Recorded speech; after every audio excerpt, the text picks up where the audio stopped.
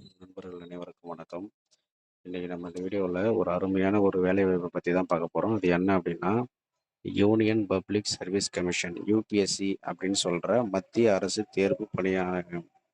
இது மூலயமா IAS, IPS, IFS அந்த தேர்வுகளுக்கு மட்டும்தான் எக்ஸாம் நடத்துகிறாங்க, அதுக்கு மட்டும்தான் ஆட்களை தேர்வு செய்கிறாங்க அப்படின்ற மாதிரி நிறைய பேர் நினச்சிட்டு இருப்பீங்க. ஸோ அது கிடையாது.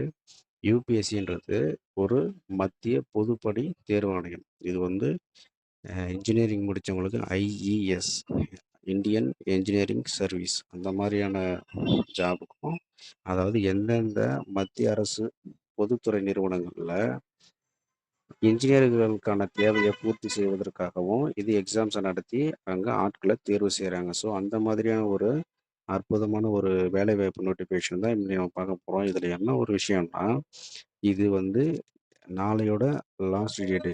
பொறியியல் படித்த அனைவருக்கும் ஒரு நல் வாய்ப்பாக அமையுது இது. நிறைய பேர் வந்து நமக்கு இது ஒரு சில பேருக்கு யூபிஎஸ்சி அப்படின்னா only IAS, IPS, IFS, IRS, IRRS அந்த மாதிரி இருக்கிற பணிகளுக்கு மட்டும்தான் எடுத்துப்பாங்க அப்படின்ற மாதிரி நிறைய பேருக்கு ஒரு தாட் இருக்குது. ஸோ அது கிடையாது. இன்ஜினியரிங் முடிச்சிருந்தீங்க, நீங்கள் 4 வருஷம் இன்ஜினியரிங்கில் சிறப்பாக படிச்சிருந்தீங்க அப்படின்னா கண்டிப்பாக நீங்கள் இந்த ஐஇஎஸ் தேர்வை எழுதலாம். இது வந்து ஒரு இதுக்கும் பேசிக் பே வந்து ஐஏஎஸ்க்கு நிகரான பேசிக் பேவில் தான் கொடுப்பாங்க.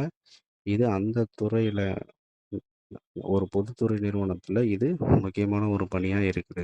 ஸோ அதை பற்றின ஒரு நோட்டிஃபிகேஷன் தான் இன்றைக்கி நம்ம இந்த வீடியோலாம் பார்க்க போகிறோம். பார்த்தீங்க அப்படின்னா மொத்தம் வந்து 474 வேக்கண்ட் கொடுத்துருக்காங்க.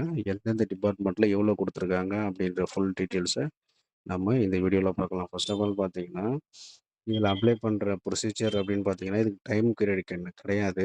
ஸோ இது எதுக்காக நான் இப்போ போடுறேன்னா, இது ஏற்கனவே நம்ம போட்டிருக்கோம். இது வந்து ஒரு முக்கியமான ஒரு பணி. அதாவது இன்ஜினியரிங் வந்து ஒரு சிலர் வந்து காலேஜ் படிக்கும்போது அந்த இன்ஜினியரிங் சப்ஜெக்ட் வந்து நல்லா உள்வாங்கி, நல்ல எப்படி சொல்கிறது, ஒரு ஆர்வமாக பண்ணியிருப்பாங்க. ஸோ அந்த மாதிரி இருக்கிற ஒரு ஸ்டூடெண்ட்ஸ்க்கு இது கொஞ்சம் யூஸ்ஃபுல்லாக இருக்கும் அப்படின்றதுனால தான் நம்ம இந்த இதை வந்து திரும்ப இன்னொரு தடவை போட்டுட்ருக்கோம். ஸோ இப்போ பார்த்தீங்க அப்படின்னா, ஃபஸ்ட்டு வந்து என்ன வேக்கண்ட்டு, எவ்வளோ டிபார்ட்மெண்ட் வைஸாக எத்தனை வேக்கண்ட் விட்டுருக்காங்க அப்படின்றத நம்ம பார்க்கலாம். பார்த்தீங்கன்னா,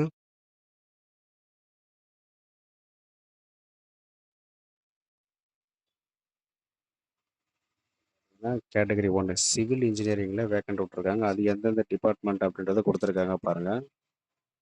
central engineering service, central engineering service roads, survey of Indian group A service, இந்த மாதிரி வந்து சிவில் இன்ஜினியரிங்கில் இருக்கிற வேக்கன்சி.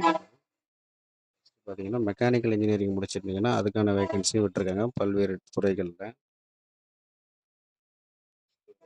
எலக்ட்ரிக்கல் ட்ரிபிள் முடிச்சிருந்தீங்கன்னா அதுக்கான எக்ஸாம்ஸும் எந்தெந்த துறையில் எவ்வளோ வேக்கன்ட் இருக்குன்றதையும் விட்டுருக்காங்க. நெக்ஸ்ட் வந்து இசி எலக்ட்ரானிக்ஸ் அண்ட் டெலிகம்யூனிகேஷன் அதுக்கான நோட்டிஃபிகேஷன். இதுக்கான நோட்டிஃபிகேஷனாக வந்திருக்கு பல்வேறு துறையில். அதாவது அரசு பொதுப்பணித்துறை அப்படின்னா பொதுப்பணித்துறை அப்படின்றதுல பிஎஸ்யூ பப்ளிக் செக்டர் யூனிட் அந்த மாதிரி இருக்கிற மத்திய அரசோட கண்ட்ரோலில் இருக்கிற நிறுவனங்கள், அரசு சார்ந்த நிறுவனங்கள் உயர் பதவி இன்ஜினியரிங் ஃபீல்டில் உயர் பதவிக்கான எக்ஸாம் தான் இது. இப்போ இதுக்கு வந்து அப்ளை பண்ணுறது எப்படின்றத வந்து நீங்கள் நெட் சென்டர் மூலயமா தான் பண்ண முடியும். ஏன்னா இதில் டிஎன்பிஎஸ்சி மாதிரியே ஒன் டைம் ரெஜிஸ்ட்ரேஷன் பண்ணணும். இதுக்கு சில ப்ரொசீஜர் இருக்குது. அதெல்லாம் பண்ணி முடிச்சதுக்கு அப்புறம் தான் நீங்கள் வந்து எக்ஸாமுக்கு அப்ளை பண்ண முடியும். ஸோ எக்ஸாம் சென்டர் அப்படின்னு பார்த்தீங்கன்னா